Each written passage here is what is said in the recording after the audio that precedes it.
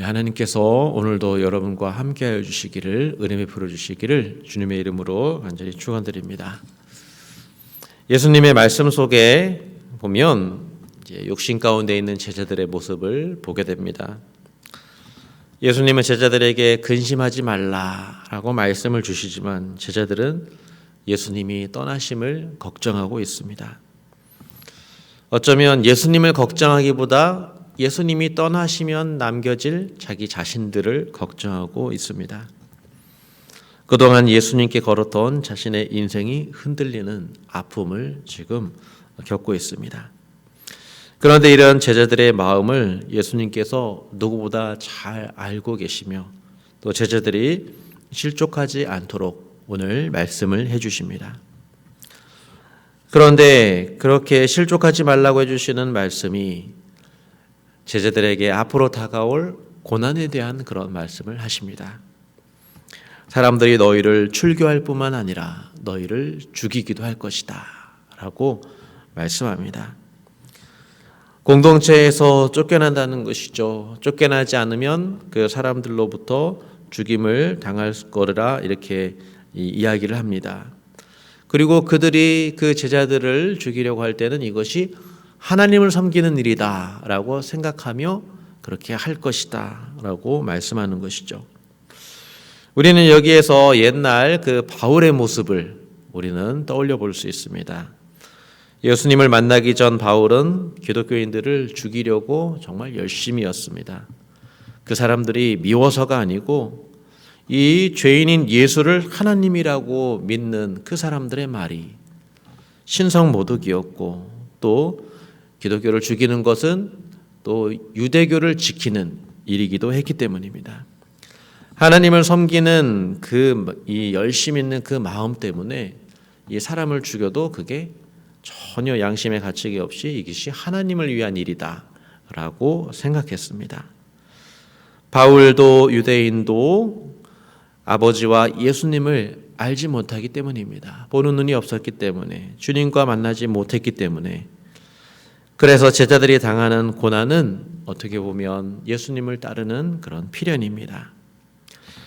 예수님께서 제자들에게 미리 이렇게 말씀하신 이유는 제자들에게 고난을 피하라 라는 그런 뜻이 아닙니다.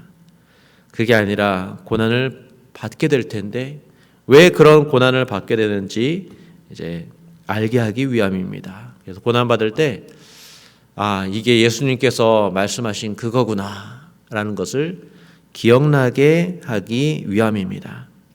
그래서 제자들이 받는 고난이 이게 예수님이 모르는 고난이 아니라는 것이죠. 예수님도 알고 있는 고난, 예수님의 뜻 가운데 있는 고난이라는 것을 제자들이 알도록 하기 위함입니다. 그래서 고난을 받을 때 힘들게워하지 말고 인내하라는 뜻이죠. 주님께서 알고 계시고 주님께서 함께 하실 것이기 때문입니다. 예수님의 말씀을 들으면 들을수록 세상 가운데 있는 제자들은 더욱 근심합니다. 말씀할수록 고난받는다고 하니까, 쫓겨난다고 하니까, 죽을 수 있다고 하니까 제자들이 근심합니다. 예수님을 가까이 하는 게 참 위험해 보입니다. 자기들이 이제 어떻게 살 길을 찾아야 되나 이런 마음도 들었을 것입니다. 그런데 이 제자들의 마음, 누구든지 예수님을 믿고자 할 때는 모두 다 이런 마음을 다 직면할 수밖에 없습니다. 예수님을 믿으면 복 받는다라는 말을 많이 듣지만 그러나 우리가 복음을 믿을 때 그 복음은 우리가 감당해야 될 대가까지 말씀해 주기 때문입니다. 고난이 있죠. 자기 십자가를 지고 예수님을 따라야 합니다. 자기를 부인하는 일을 복음은 요구합니다. 십자가의 길을 주님과 함께 걸어가기를, 좁은 길을 걸어가기를 그 복음은 믿는 자들에게 요구합니다. 유대인들의 경우는 예수님을 믿는다는 것은 가족을 버려야 되고 친척을 버려야 되고 또 친구들로부터 버림받을 각오를 해야 했습니다. 심지어 예수님이 당한 죄목처럼 그렇게 예수님처럼 죽임을 당할 수도 있습니다. 그래서 오늘 말씀처럼 예수님이 말씀하시는 실상을 알아야 됩니다. 믿는 자는 반드시 실상을 알아야 됩니다. 제자들 생각에는 예수님이 끝까지 곁에 남아있으면 좋겠지만, 그러나 예수님이 보는 실상은 예수님이 아버지께로 떠나는 게 제자들에게 더 유익합니다. 예수님이 떠나가야만 보혜사 성령님이 제자들에게 오시기 때문입니다. 성령님이 예수님보다 더 좋은 분이라는 말은 아니지만 분명한 것은 제자들에게 유익합니다. 이게 더 유익한 것입니다. 왜냐하면 그동안은 제자들이 예수님을 몰라도 너무 몰라서 말씀을 들어도 깨닫지 못하고 들으면 들을수록 걱정하고 슬퍼했습니다. 그동안은 예수님이 하나님이신 줄 그 실상을 볼 줄 몰랐기 때문에 제자들이 걱정했습니다. 그러나 예수님이 떠나가셔야만 성령님이 오십니다. 성령님이 오셔야만 예수님이 바라보는 그 실상을 제자들도 볼 수 있게 됩니다. 고난의 이유도 알게 됩니다. 더 귀하고 더 유익한 것이 있음을 알게 됩니다. 예수님께서 십자가에 죽으시고 부활하셔야만 사실은 예수님의 계시가 완성이 됩니다. 그 완성되기 전까지는 제자들이 예수님을 보고도 그 완전한 계시를 볼 수 이해할 수도 없습니다. 주시는 말씀도 온전히 이해할 수 없습니다. 예수님께서 다 이루었다라고 하실 때까지, 그리고 부활하셔서 제자들에게 성령을 주실 때까지 제자들의 마음은 닫혀 있고 눈이 멀어 있고 말씀을 귀로 들어도 깨닫지 못하는 그런 상태에 있었습니다. 그런데 주님께서 육신으로 오셔서 제자들이 보는 앞에 말씀이 육신이 되는 생명을 보게 해주시고, 예수님께서 부활의 승리를 통해서 예수님께 가시고, 그래서 아버지의 영, 아들의 영이신 성령님을 보내주실 때, 바로 성령님께서 그때 도와주실 때 제자들의 눈이 밝아질 것입니다. 그래서 성령님이 하시는 일을 보게 될 텐데 오늘 세 가지를 말씀합니다. 첫 번째는 죄에 대해서 세상을 책망하시는 성령님을 알게 됩니다. 죄란 근본적으로 하나님을 믿지 못하는 것입니다. 하나님이 보내신 아들 예수님을 믿지 못하는 것이 죄고, 그래서 불신이 사실은 죄입니다.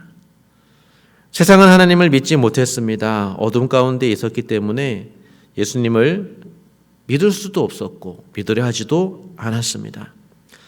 도리어 세상은 죄 없으신 예수님을 죄인으로 만들었습니다. 세상은 거짓말로 예수님을 죄인으로 만들어 죽였습니다. 그러나 주님은 부활하셨습니다. 하나님은 예수님을 다시 살리셔서 예수님을 향한 그 세상의 정죄가 틀렸다, 옳지 못하다라는 것을 보여주십니다. 그래서 성령님을 보내주실 때 세상이 하나님을 믿지 못해 하나님께 죄를 저질렀다는 것을 제자들에게 알게 해줍니다. 죄에 대해서 세상을 책망하실 때 성령으로 제자들에게 세상에 속한 그 제자들의 죄를 보게 하시고 예수님께로 그 마음을 다시 돌려주시죠. 두 번째는 의에 대해서 책망하십니다. 알게 해주십니다. 예수님이 아버지께로 가면 제자들이 자신을 다시 보지 못할 거다라고 못함이라라고 말씀합니다. 예수님을 통해 하나님을 믿지 않는 것이 죄라면 반대로 예수님을 통해 하나님을 믿는 것이 의가 됩니다. 법정에서는 죄가 있으면 죄인이다 정죄하죠. 그러나 죄가 없으면 의롭다함을 받는 것입니다. 재판정에서 죄 없다함을 받는다는 것은 죄 없다함을 받는다 그 판단이 결국 의입니다.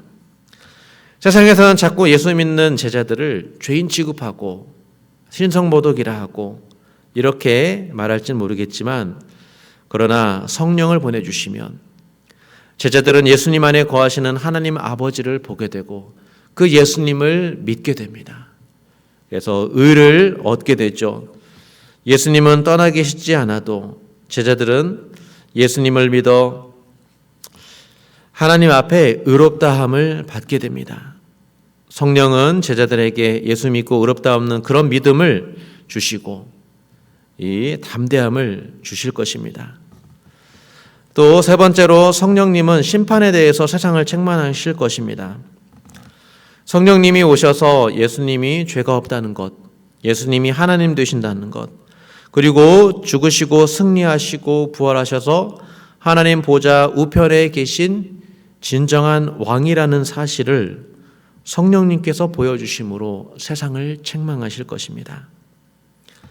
예수님의 재판을 통해서 세상 심판이 얼마나 불의한지 드러났습니다. 예수님을 신성 모독이라 판단하는 세상이 얼마나 하나님을 모르는지 드러내십니다.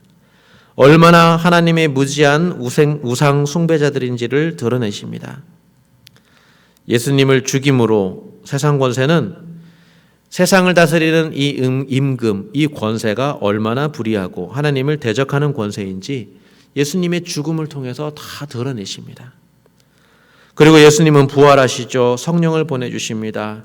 그래서 실상은 예수님이 세상의 왕이라는 것, 그리고 세상의 임금은 이미 심판받았다는 것, 바로 그것을 성령을 통해서 보게 해주시고 알게 해주십니다. 하나님은 예수님을 통해서 세상의 빛을 비추시고 동시에 세상 죄를 드러내신 참된 재판장이십니다. 그래서 성령이 오시면 제자들은 심판자 되신 하나님을 알게 되고 또 이 심판받은 이 세상 가운데 살아갈 수 있는 그런 담대함을 얻게 됩니다. 사랑하는 성도 여러분, 이렇게 예수님께서 참 많은 말씀을 하셨지만 정말 중요한 것은 성령님이 오셔야 됩니다. 성령님이 죄를 알게 해주시고 의에 대해서 알게 해주시고 세상 임금이 누구인지를 알게 해주셔야 합니다. 우리가 예수님이 하나님 되심을 알지 못하기 때문에 예수님이 보여주시는 그 실상을 알지 못해서 우리는 세상을 두려워하고 실족하는 경우가 많습니다. 그러나 성령님이 오시면 세상의 모든 진리 기준이 세상이 아니라 세상을 이기시고 심판하시는 우리 예수님이심을 알게 될 것입니다. 그러면 참된 위로를 받게 되고 이제 새로운 눈과 새로운 마음과 새로운 생각과 의지로 이 세상을 살아가게 될 것입니다. 성령님이 함께 하시면 우리에게 다가오는 그런 고난도 우리는 인내할 수 있습니다. 그리고 이 세상 속에서 담대하고 평안을 누리며 살아갈 수 있습니다. 성령님께서 함께 하시기 때문이죠. 우리의 눈을 열어서 보여주기 때문입니다. 그래서 우리가 바라보는 그 주님이 우리의 소망이 되고 우리의 힘이 되고 길이 되고 진리가 되고 생명이 되기 때문에 우리는 고난 중에도 기뻐할 수 있습니다.